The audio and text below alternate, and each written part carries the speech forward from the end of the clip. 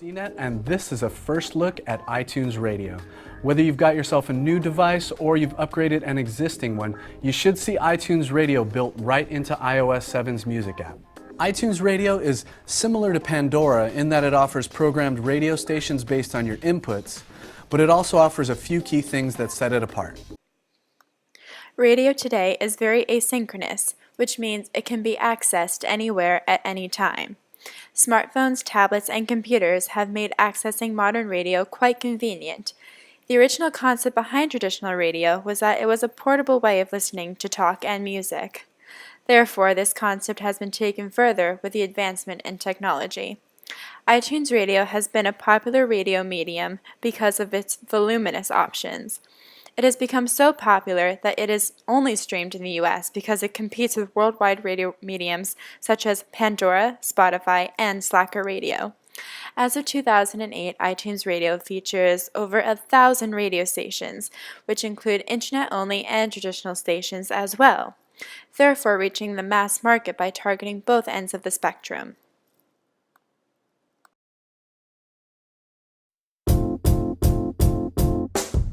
The first generations of smart TV were implemented in 1994. Since then, the technology has increased significantly so that we have what we have today. Without the concept of a smart TV, television apps would not be in the picture.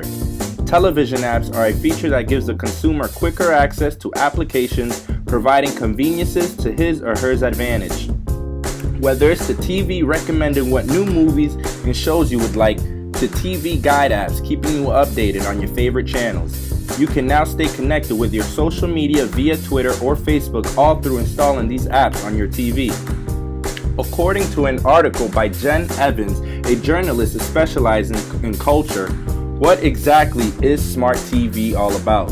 Samsung invented the smart TV back in 2008 and launched the first smart TV app store that now offers over 1,400 apps.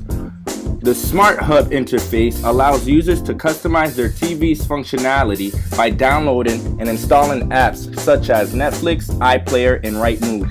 In 2011, a team from London founded a whole new social content, Beamly, formerly known as Zbox. The company has worked its way up to a global business employing over 120 passionate engineers, designers, and editors in New York, London, and Sydney, Australia. With backing from Comcast, NBC Universal, Viacom, B-Sky B, and Network 10 in partnerships with some of the world's leading broadcasters and channels. Consumers no longer have to be targeted by traditional television advertisements that we no longer pay attention to.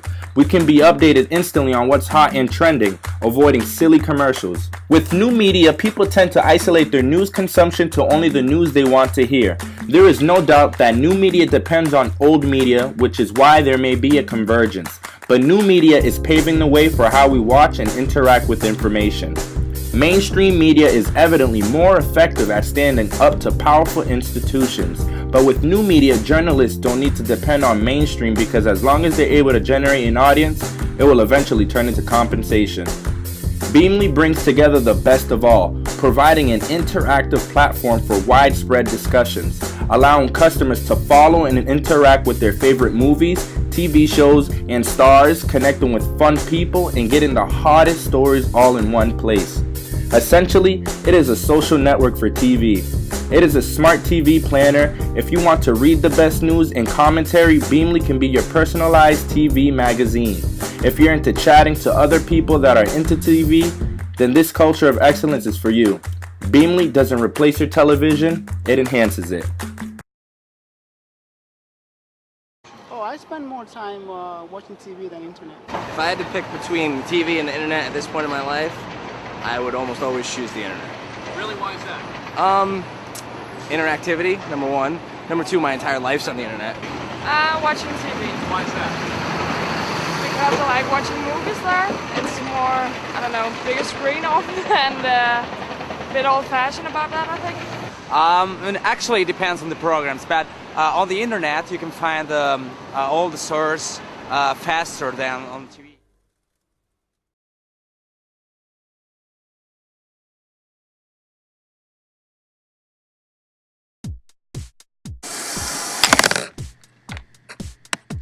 With the emergence of online television programs like Hulu, much fewer people are subscribing to cable.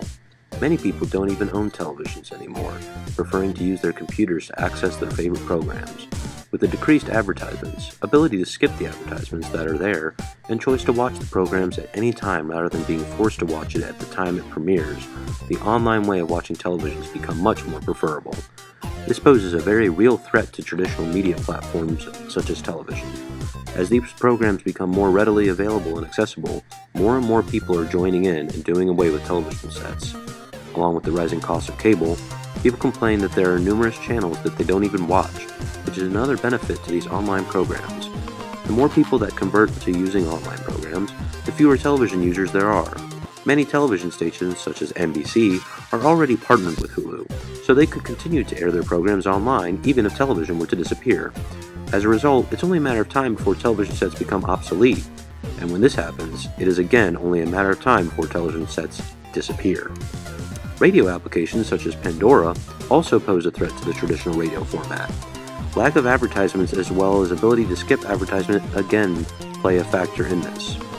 People also complain about the lack of variety in music on the radio stations when compared to applications such as Pandora.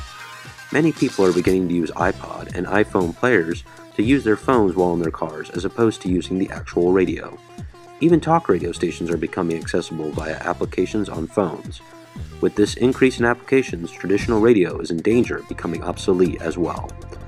The point is, traditional media is at great risk of becoming obsolete. The emergence of developing media has made this a serious reality. If people are not well braced to get used to this change, there's a chance that one day they may have no choice.